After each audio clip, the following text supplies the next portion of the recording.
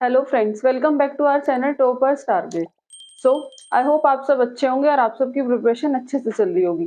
तो जैसा कि आपको पता है कि हम टाइप्स ऑफ केमिकल रिएक्शंस पढ़ रहे थे, तो उसी टॉपिक को कंटिन्यू करते हुए आज की इस वीडियो में हम डिस्प्लेसमेंट रिएक्शन डिस्कस करेंगे। So let's start. So first let us understand the term displacement reaction. जैसा कि नाम से ही पता चल रहा है कि डिस्प्लेसमेंट रिएक्शन मींस कि एक मेटल क्या करता है, दूसरे मेटल को डिस्प्लेस कर देता है। अब हमें ये कैसे पता चलेगा कि कौन सा मेटल किसे डिस्प्लेस करता है? तो जो ज्यादा रिएक्टिव मेटल होगा वो लेस रिएक्टिव मेटल को क्या कर देता है, डिस्प्लेस कर देता है, उसकी पोजीशन से उसे हटा देता है। उसी को हम क्या कहते हैं, डिस्प्लेसमेंट रिएक्शन। और डिस्प्लेसमेंट रिएक्शन को ही क्या कहते हैं, अदर नेम क्या है उसका, that is also known as exchange reaction. Displacement reaction is also known as exchange reaction, या फिर कह सकते हैं कि रिप्लेसमेंट रिएक्शन। रिप्लेसमेंट रिएक्शन या फिर एक्सचेंज रिएक्शन क्यों कहा? क्योंकि जो एक मेटल होता है वो दूसरे मेटल को क्या कर देता है, उसकी पोजीशन से उसे रिप्लेस कर देता है, यानी कि हटा देता है। अब हमें ये कैसे पता चलेगा कि कौन सा मेटल जो है वो ज्यादा रिएक्टिव है और कौन सा मेटल लेस रिएक्टिव है? तो उसके लिए हमें पता होनी चाहिए रिएक्टिविटी सीरीज ऑफ मेटल। और इस जो आपकी बार जो सीटेट का एग्जाम हुआ था उसमें डिस्प्लेसमेंट रिएक्शन का क्वेश्चन भी पूछा गया था। सो जो रिएक्टिविटी सीरीज होती है, बेसिकली कह सकते हैं कि जो मेटल्स अरेंज होते हैं वो डिक्रीजिंग ऑर्डर्स में अरेंज होते हैं। तो अगर हम देखें, ये क्या है, हमारी रिएक्टिविटी सीरीज। और रिएक्टिविटी सीरीज को ही हम और क्या कहते हैं, that is also known as activity series.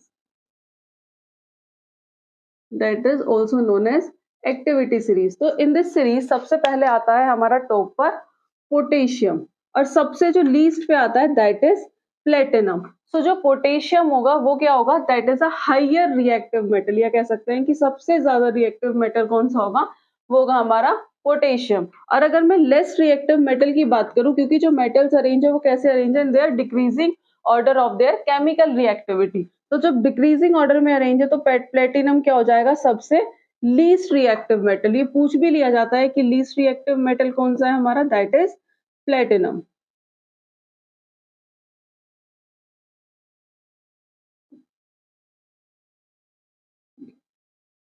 So potassium क्या हुआ, सबसे ज्यादा रिएक्टिव मेटल।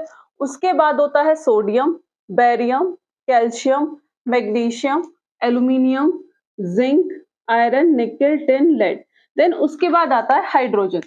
सो जो हाइड्रोजन से जितने भी मेटल्स होते हैं, मतलब पोटेशियम से लेके लेड तक, ये क्या होते हैं, ज्यादा रिएक्टिव होते हैं हाइड्रोजन से। अगर बात करें हाइड्रोजन से नीचे, यानी कि copper, mercury, silver, gold, platinum, तो ये मेटल्स क्या होते हैं, ये मेटल लेस रिएक्टिव होते हैं हाइड्रोजन से। So potassium, sodium, barium, calcium, magnesium, aluminium, zinc, iron, nickel, tin, lead, तो ये सारे जो मेटल्स हैं ये ज्यादा रिएक्टिव हैं किससे, हाइड्रोजन से। कॉपर, मरकरी, सिल्वर, गोल्ड और प्लेटिनम, और ये मेटल क्या है, लेस रिएक्टिव है हाइड्रोजन से। सो इन अ डिस्प्लेसमेंट रिएक्शन क्या होगा, higher reactive metal, higher reactive metal displace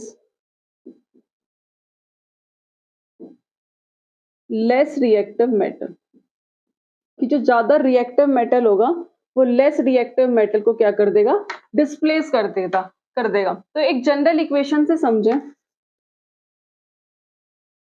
A plus B C gives, तो ये क्या करेगा, जो A है वो B को डिस्प्लेस कर देगा, तो it will form A C plus B. अब इसने ऐसा क्यों करा, क्योंकि जो A है वो ज्यादा रिएक्टिव है एज कंपैरिजन टू B, तो A is more reactive than B। और अगर एक इक्वेशन से समझे, अनदर एग्जांपल की बात करें हम, दैट इज, तो नेक्स्ट एग्जांपल देखें, मैग्नीशियम प्लस CuSO4। तो वो अपनी रिएक्टिविटी सीरीज देखते हैं। ये क्या है हमारा, मैग्नीशियम, और that is copper sulphate. So in this case जो हमारा कॉपर है Cu, ये क्या है, हाइड्रोजन से नीचे है, तो ये कैसा हो गया, लेस रिएक्टिव। और बात करें अगर मैग्नीशियम की, तो मैग्नीशियम कहाँ है, हाइड्रोजन से ऊपर है, तो ये क्या हो गया, ज्यादा रिएक्टिव। तो according to definition higher reactive metal displace less reactive metal, कि जो ज्यादा रिएक्टिव मेटल होगा वो क्या होगा, लेस रिएक्टिव मेटल को डिस्प्लेस कर देगा। सो मैग्नीशियम क्या है, ज्यादा रिएक्टिव है, तो वो कॉपर को क्या कर देगा, डिस्प्लेस करेगा, and it will form MgSO4 plus Cu। तो ये फॉर्म करेगा मैग्नीशियम सल्फेट, मैग्नीशियम सल्फेट। अगर नेक्स्ट एग्जांपल देखें, सो नेक्स्ट एग्जांपल ले सकते हैं हम Zn plus CuSO4। Same zinc ने किसके साथ रिएक्ट कर, कॉपर सल्फेट के साथ। तो जिंक क्या है, अगर हम रिएक्टिविटी सीरीज में देखें तो जिंक क्या है, ज्यादा रिएक्टिव है, किससे, कॉपर से। तो it will form ZnSO4 plus Cu। इसने क्या कर दिया, कॉपर को डिस्प्लेस कर दिया, क्योंकि इन दिस केस जिंक क्या है, ज्यादा रिएक्टिव है देन कॉपर।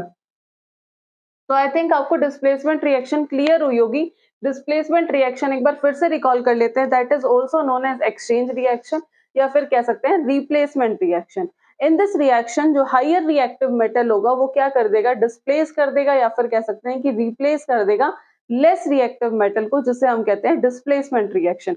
डिस्प्लेसमेंट रिएक्शन के क्वेश्चन तभी कर पाओगे तब आपको ये रिएक्टिविटी सीरीज क्या होगी, याद होगी। सो रिएक्टिविटी सीरीज में क्या होता है कि जो पोटेशियम है वो ज्यादा रिएक्टिव मेटल है, और जो प्लेटिनम है that is a least reactive metal. So अगर हमने एग्जांपल देखा है, magnesium plus copper sulphate gives, copper को क्या कर दिया, डिस्प्लेस कर दिया, क्योंकि इन दिस केस मैग्नीशियम ज्यादा रिएक्टिव है कॉपर से। नेक्स्ट एग्जांपल में भी देखा था कि Zn प्लस CuSO4, तो जिंक ने क्या करा, कॉपर को डिस्प्लेस कर दिया, क्योंकि जिंक क्या है, ज्यादा रिएक्टिव है देन कॉपर से। आई होप आपको ये वीडियो पसंद आई होगी। फर्दर वीडियोस के लिए आप हमारे चैनल से जुड़े रहिएगा। Thank you.